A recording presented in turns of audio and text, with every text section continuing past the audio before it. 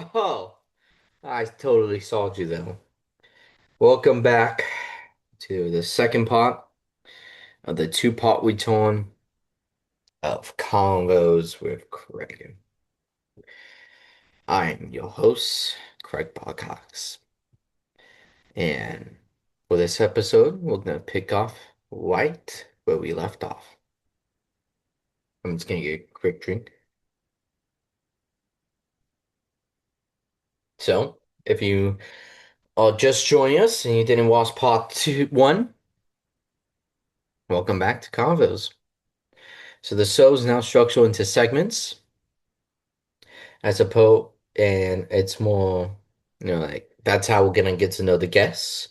We're gonna talk about, each individual segment, and in it, when we talk in the segments, I mean, that's when we actually get questions and get to know them. Whenever we have guests, sometimes it might just be me, you know. But I know you guys love the sound of my voice, so it's okay.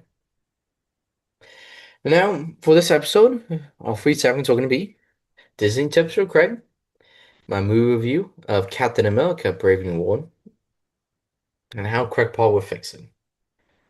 And excuse me.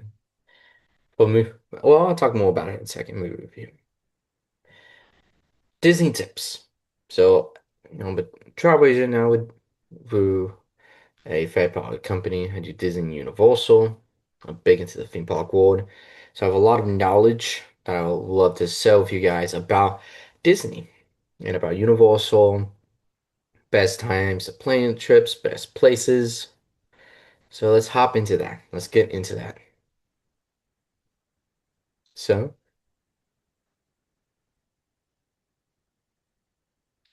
let me just check my notes. Good. So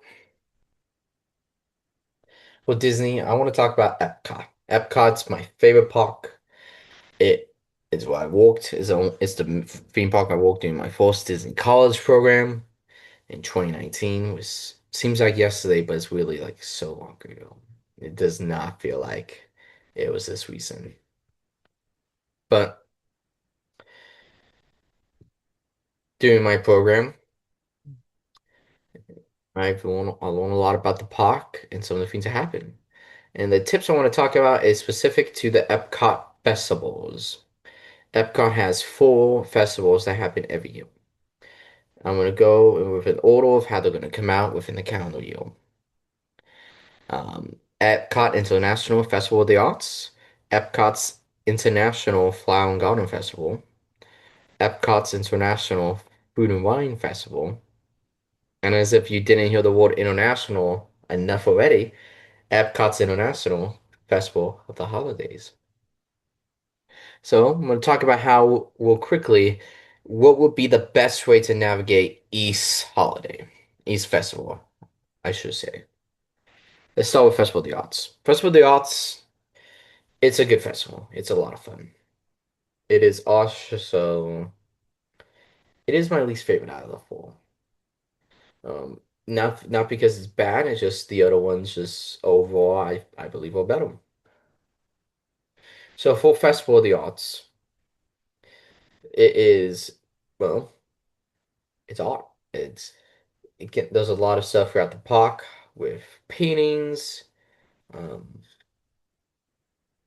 different types of food, and Broadway performances, musical performances, and a celebration of that side of our culture and society. For Epcot's International Flower and Garden Festival, which that and Food and Wine keep on going back and forth between me for my favorite festival, there was booths spread out throughout the park for food as well. There is topiaries of different Disney characters throughout the parks. There is different experiences like the butterfly tents and different things like that, celebrating, the garden, the land. And also there's a food walks console, whereas I forgot for Festival of the Holidays, so I'm gonna backtrack for 1 second. Festival of the Holidays have Broadway performances. They have former Disney Broadway stars come in and sing Broadway songs, and in Epcot's and Food Walk, sorry, Garden Walk concert series, they have different musical artists come in and perform songs. Food Walks is and Food and Wine, which Food and Wine, you know, kind of similar to the Flower Garden one, but because it's just a console, so cool though, so very cool though. Check it out if you haven't. And for Food and Wine, there's more stuff about obviously Food and Wine. A lot more booths than all the other festivals. They have in the Odyssey building, each festival has something different. Like whereas the art exhibit for Festival of the Arts, Flower and Garden section for Flower and Garden. They had the Brewing Labs, which is based off of Muppet Labs, doing International Food and Wine. And that's really it for Food and Wine. It reason why it's one of my favorite festivals is just because of the food. The food is phenomenal. And for International Festival of the Holidays, it is it is definitely more Christmassy. There's less booths for food, but there's different Santas in most of the countries. You know about different Christmas traditions. There's the Candlelight Perception, which is my favorite show in Epcot when they talk about the story of Jesus. They have a celebrity narrator. You have the cast members who, some of my good friends actually were involved in that show and got to be cast members and perform in it. And the voices of Liberty from Epcot's American Adventure in it. So it is a lot of fun. But these festivals do have some similar themes, so my tip to navigate it. Tip number one is grab a festival map or booklet or passport. They change the names of it sometimes, so just keep your eyes open. It will tell you what's the specific food booths, what is the specific, concerts or events happening that day, and the specific unique themes for the festival. Because each festival kind of has the same structure, but there's some outside differences, with the different off booths, Santa Clauses, demonstrations of garden and wine and all that stuff. And also, the biggest thing for the festivals, in my opinion, is you either don't eat lunch or you don't eat dinner at Epcot when you go those days. Because you just go to the food booths and eat like about 3 mini meals or something like that through the food booths because there's a lot of good food to try. They all have like a scavenger hunt. Like Epcot has, you gotta find the figments throughout the park. Um, Brown Gone and Spike the Bee, Fina Wine's Remy from Ratatouille. Christmas, it is Olaf is the main one they usually do. So, and if you go find, if you find, there's like a map. They give you a map to find a carousel, and when you find that carousel in that specific part in the park, there's like a sticker sheet that has what that carousel is doing, and you put that sticker in the country or section in the park you find them at. So that's a fun thing to do. You give a free thing at the end once you find all those capsules. And if you're unable to complete it, it's okay. Just go and turn in your map anyway, even if it's not incomplete, they'll still give you the free thing that comes with it. Because you understand not everyone's gonna can't spend the day finding it. And also the motion ice. Motion ice is phenomenal at the festival. For the food booths, I'll say know what you like. Um, Brewing Labs is always good whenever it's open for the festivals. The cookie stroll and during the Christmas festival. It's kind of like the scavenger hunt, but you gotta eat like 4 cookies, and you get a fifth cookie for free and a special prize at the end. One year was a Guardians of the Galaxy pin, and one year it was not that. It was a little special festival cup, which I have somewhere in my apartment. I usually bring out my Christmas decorations because it's pretty cool. So overall, my tip for anyone going to Disney is learn about the festival that's going to be there if there is a festival going on when you're at Epcot, and make a game plan on if you want to navigate. And a little side note before I move on to my movie review: if you do participate in the festival, be sure you swing by my favorite ride at Disney, Living with the Land, because for every festival they do a different overlay. Like they talk about how they get the food prep and ready for that specific festival. So, and it's very fascinating, it's very educational. 10 out of 10. Please be sure to check it out. It is awesome. Now, I'm going to move on to my review of Captain America Brave New World. Captain America Brave New World um, came out in February of 2025. Now, my reviews isn't just going to be based off of new movies. I'm also going to review movies that previously came out as well to keep things interesting and different. But I will review new movies like when Doomsday, Michael Jackson, Toy Story 5, Spider-Man, Odyssey. When all those movies come out, I'm 100% doing reviews on them. So don't you worry. But I do want to talk about Brave New World. So Brave New World is stars Anthony Mackie and Sam Wilson. We have the new Falcon walking toys. Isaiah Bradley from the Falcon with the Social Show makes an appearance back in it. We have the Leader, who returns from the Incredible Hulk, who was, we've seen him get affected with the gamma rays, and now he's coming back as, the villain for the. So it's kind of cool they brought back, Defiant doing some of that story. And we have Harrison Ford as Thunderbolt Ross, who was recast after the original actor tragically passed away. But he's now that Kelso though is president of the United States of America.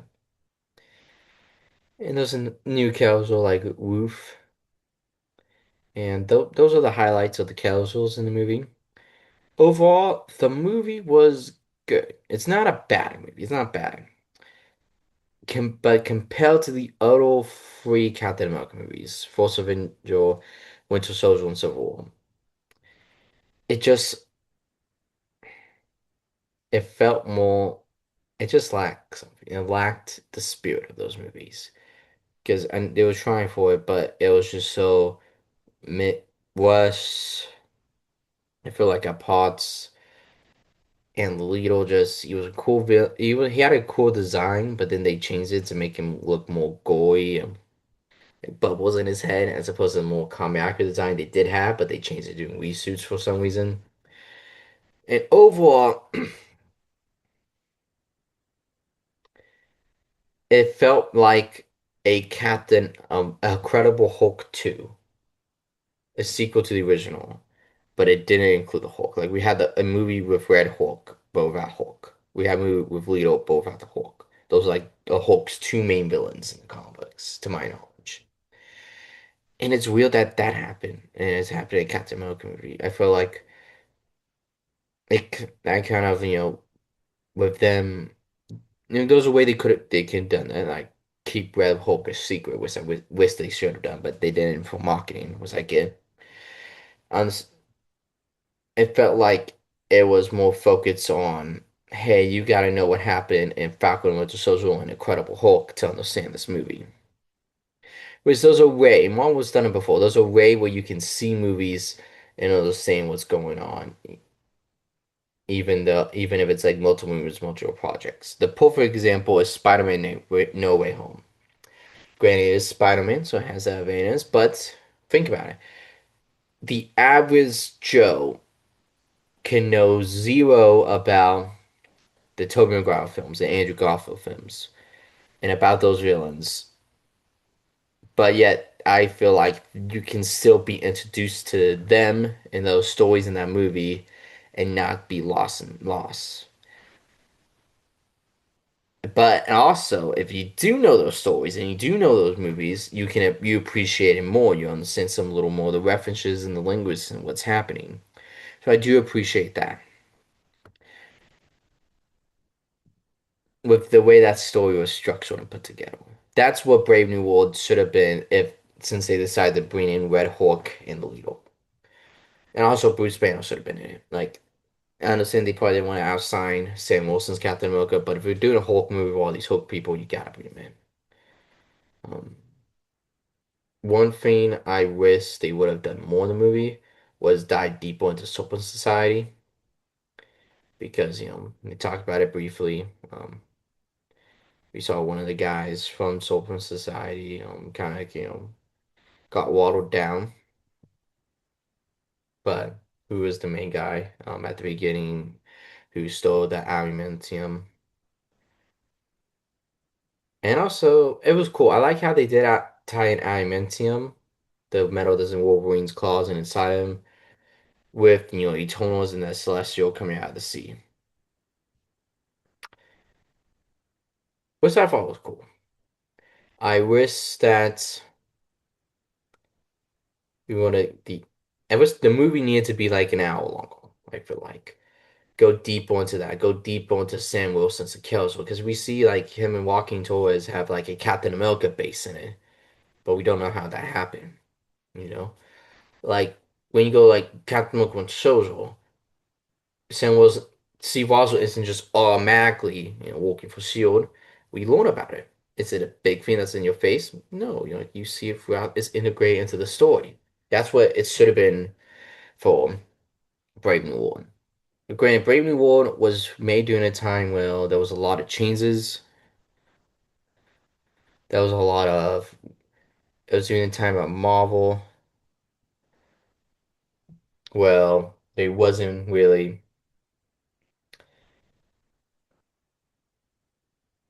they was doing a lot of stuff. It was that in between period. Well, they realized they were stressing themselves too thin, so they tried to thin out the slate. But when they saw that process, that's when the actor strike happened, and that's when Brave New World got laid, and that's when they decided to do the reshoots. Which movies do reshoots, films do reshoots. That's not a big thing. That's not the end of the world, not at all. But then they try to course correct with a lot of things in the movie, but they try to keep a lot of what they already filmed into some of the new stuff they were filming. So my opinion is you gotta do one or the other. You go all in on what you got, or you start over. Because a lot of times with movies, when you try to course correct, so I'm just gonna respond to this message real fast. When you try to course correct, let me see. Sorry,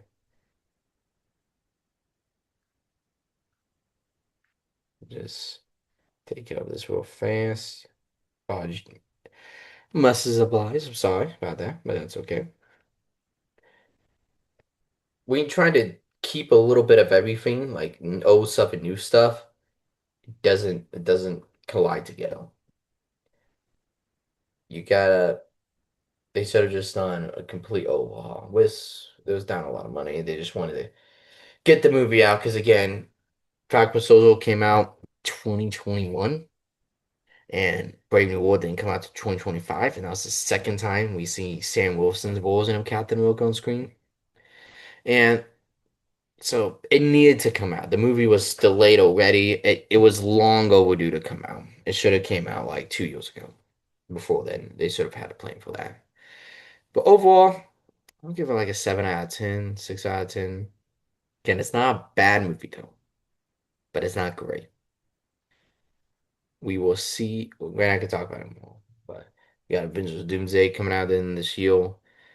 Hope we'll see what happens. We got Steve Rogers coming back, but I know Sam Wilson's still Captain America, so a lot of exciting stuff. We'll see what happens with all that.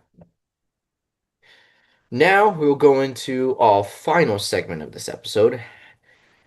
How Craig Paul will fix it.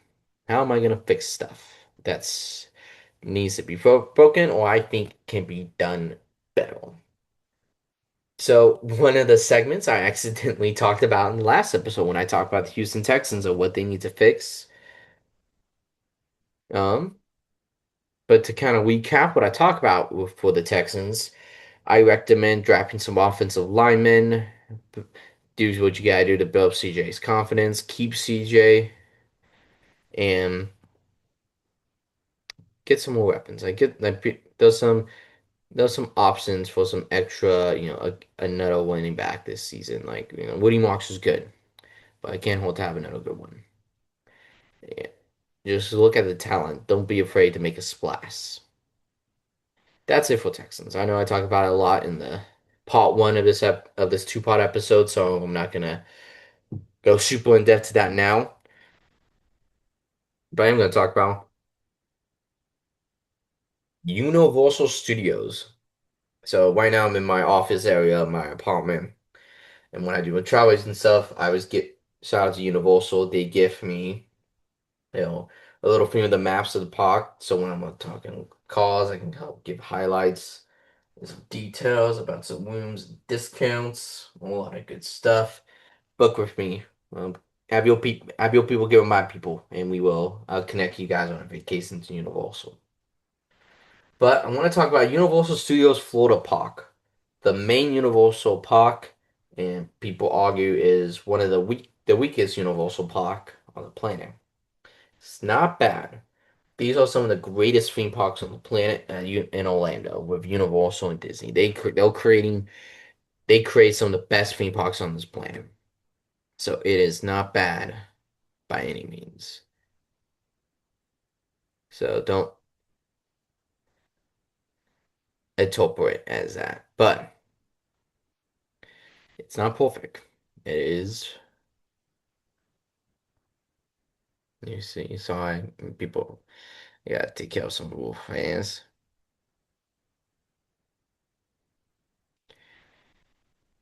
But it can be better. So how would I fix it? How would Craig Cox fix Universal Studios Orlando, Florida? Well, let's take a look at the land. Sorry, I know you probably can't see it well, but the entrance to the land is kind of like, Random Hollywood, so that's fine. Minion Land, you can chill though. We know now that Whip Ride Rocket is gone from Universal Florida and is being replaced by Fast and the Furious Hollywood Drip, which has a clone from California. In my opinion, it's going to be a good roller coaster. It's going to be a fun roller coaster. But they should have done like a scene roller coaster or like a kid coaster from that Illumination movie. Or another Despicable Me ride or a Loax ride. Well, have Seuss Landing at Islands of Adventure with some my second favorite Universal Park, Epic's Force. No, Epic's just I cannot make it my favorite. I do love Islands though. It's very close, very tied. But either way, something with Illumination. Um, but that's but if I was them, I would have done that. But let's talk about the parts of the park I can control because it's not announced or not happening yet. So there is Fast and Furious Supercharged, the worst ride ever made in a theme park. I remember one time I waited in line for it. I walked in. I was the only person from when I got into the queue until I walked onto the ride vehicle. And I was the only one, like, from, again, entrance until I got on the ride. Like, the team members were so excited to see me, though. So I got a whole vehicle to myself. So that was a unique, fun experience. I don't know, you guys want to hear me talk more about my college program stories when I lived in Florida? Definitely will love, definitely have some fun stories though. But with that ride gone, there needs to be something here. Well, there are some options. It's a big plot of land. Fast and Furious is out as a good to know because it's gone. Um, my opinion, you already got the space over there. So why not just expand Wizarding World? I mean, there's always that rule of a broomstick VR ride or some type of broomstick ride with VR elements. Slap that though, or a night bus ride for Harry Potter. Let's make that an expansion of it. I mean, that'll bring back Jaws or a new version of Jaws. Actually, I take it back. You will bring back a new version of Jaws. And how Crap Paul will fix it? Universal, there's so much advertising for rides that are not there anymore. You need to do something to fix it. So I would bring back the Jaws ride, but 2.0 2026 style with modern technology. it can walk. So that's what I would do. And over here, when you go down Diagon Alley in my imaginary theme park scenario, was, if you guys let me talk about theme parks, please let me know because I definitely go into a deep dive. Heads up, the entire next episode's gonna be talking about what I would do to make a new Disney land, a new Disney park. In this area between Diagon Alley, Main and Black, there's a Fear Factor stay video that's not there anymore. I will get rid of that, and I love Men in Black. It's tough because I like Men in Black, but it is also old. And it's not like not well, let me rephrase that. It's not because it's old. Look at all the classic Disney lines, like Pirates of the Caribbean, Haunted Mansion. Those things are like over 50 years old, or close to it. Joan Cruise is old, over 50 years old. Space Mountain is over 50 years old as well. It's just not maintained enough. I would get torn this entire area Pokemon. I know it's rumored, not confirmed. I haven't heard anything. The internet saying rumors that it's gonna go in Lost Continent, but it needs to go in Universal. You gotta put it in this park. Put Pokemon here. You got give a Fear Factor Minute Black. Maybe some area here. You got all this space to walk with for 2 or 3 Pokemon rides. Maybe one big e-ticket and a couple of small dark rides. Pokemon needs to go here. At Simpsons ride, we'll bring Back to the Future. Back to the Future will come back into that video, maybe with the same why. Because again, Universal, it doesn't have the classic rides. Like Disney has, like I know we talked about, but they have the Haunted Mansion, the Living with the Lands, the People Movers, the Space of Worlds, stuff people are nostalgic for and they want to take their kids to. There's nothing for that in Universal because besides ET, everything else is gone. And no one's gonna be nostalgic to take their kids to go see The Tonight Show right with Jimmy Fallon. So I'll bring Back to the Future, turn this area into a mini hill vibe, turn Simpsons Land into a mini hill vibe Back to the Future land.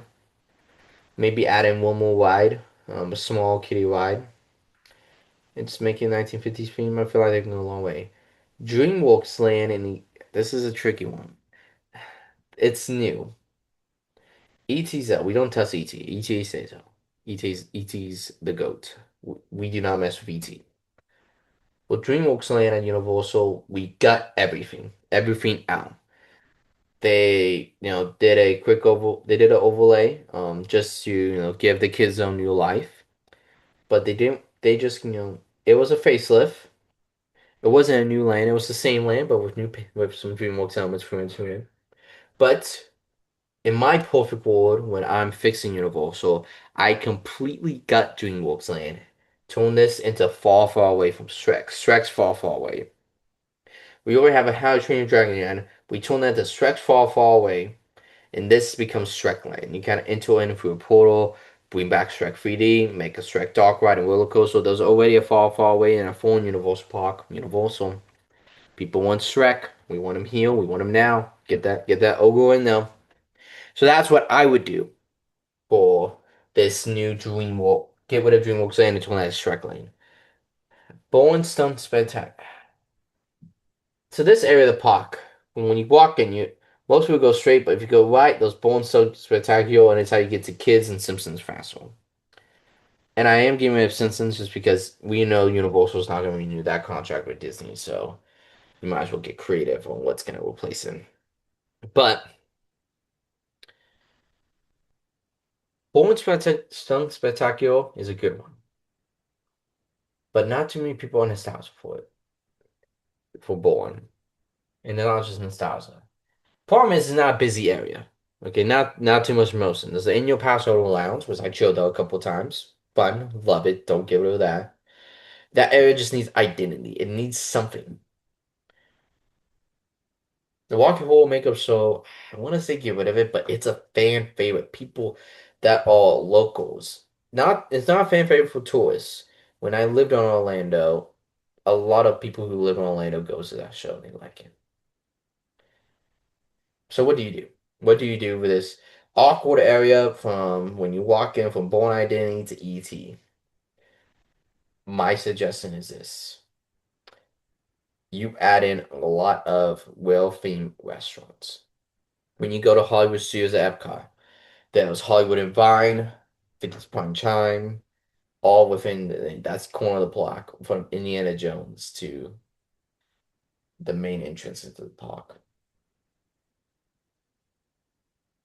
Which, that's my I love that old Hollywood theme. Just leaning into that old school Hollywood theme more in this area right here. Make it casual dining with like Felix the Cat and some of the classic casuals and throw in like throw in a minion or ET in there and get some kids in there. You can do that. You can do that indeed. If you listen to this podcast form, hopefully I wasn't too far away. I was leaning back in my chair as I record on my phone. Sorry about that. But you do something like that.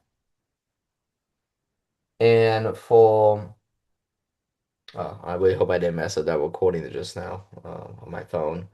Oopsie. Oh, well, it'll be good. I mean, a good podcast, that doesn't always not have any, mess up stuff in it. It's the mess up stuff that makes it great. You do some type of cultural dining though. You create a good theme restaurant. You just don't slap a restaurant in though. You give it a theme like sci-fi or prime time. It'll be cool to have a restaurant theme to classic Universal movies. Not just the monsters, the monsters of Dark Universe, but some of the actual ones from 1920s or something like that. Something like that can work and it can be great and phenomenal. In my opinion, that is the best course of action. Something like that. And maybe, added some shops when you do some of the festivals, you get some more food booths and stuff in that area. But we'll see what happens. But that is it, big fellas. Part two of Return of the King has concluded. Thank you guys so much for your love and support throughout the years. Um, I know I said, it's great to be back and doing this again. I always love podcasts and just talking. And if 10 people listen, great. If a million people listen, that's even better. Please, a lot of people listen to this. I will greatly appreciate that. But, if you like this podcast and you want to support me and, support me doing this, the best thing you can do is follow it on, subscribe on YouTube, follow it on iTunes or Spotify, wherever you're listening, because that does help me get, analytics for more numbers, sharing this on social media, listens help. Because, I do love this, and I love talking with you guys, just having these conversations. And yeah, appreciate you guys. Our next episode will be, it's gonna be Disneyland theme. There's gonna be a lot of Disney next episode. Hopefully you like Disney. If not, it's okay. And in that episode, we're gonna talk about three good things from Disney, how we will fix, Disney, how will we make a Disneyland Texas, a Disneyland Konvos, if you will. If we were to create that, what would that look like?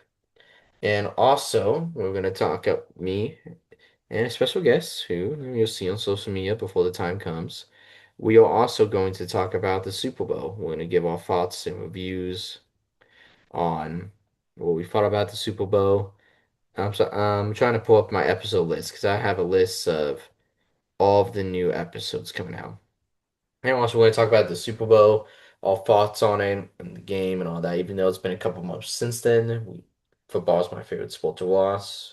Obviously, Taekwondo, MS is my favorite sport of all time, but I love watching football, so definitely want to talk about that. So that's the next episode. For another episode coming up, it is gonna be a little more of a improvised style. We're gonna talk about a little bit about Pokemon, but also about the Astros spring training and some other good stuff as well. I know that episode 4 is of this new era Convos is going to be called Psyduck, but it's not Pokemon entire episode. It's just my favorite Pokemon. I wanted to name an episode after him. Then on the 24th, we're going to have a episode dedicated to Michael Jackson to celebrate the new Michael Jackson movie coming out. And for the next on the episode list, as of right now, if schedules or things change, it might affect on when Sony episodes get released, on what order they get released. So, this is the plan as of right now, February, but if it changes down the line, I'll, follow Instagram. You'll see announcements saying, hey, this episode's happening, still happening this way, or we're just gonna go for this episode for this one. But I want to give you guys a heads up because I'm trying to plan ahead, record some episodes ahead to give you guys the best experience possible. And the next two episodes going to be released in May. They're both going to be Star Wars themed to celebrate Star Wars Day. I'm a big Star Wars fan if you didn't know. And we're going to go into different topics, just having a good time. Philippians 4:6. Do not worry about anything, instead pray about everything. Tell God what you need and thank Him for what He's done. That is all Bible rules for this episode. I really appreciate you guys tuning in this Easter weekend to listen to these first two new episodes. Thank you guys so much. Looking forward to seeing you guys again. You'll have a blessed weekend and watch this episode like 100 times. I mean, if you watch and listen 100 times, it'll be appreciated. Must will be appreciated. Thank you guys so much, and you guys have a blessed day. And I'll see you guys real soon. All right. All right. I guess that can be my outro. I'm trying to think of a unique thing to say at the end of every episode. I know this kind of Mickey Mouse is to say I'll see you guys real soon, but oh well. You have a good one. Bye. Let me just end the recording. Okay, now I'm gonna end the recording. I hit the wrong button.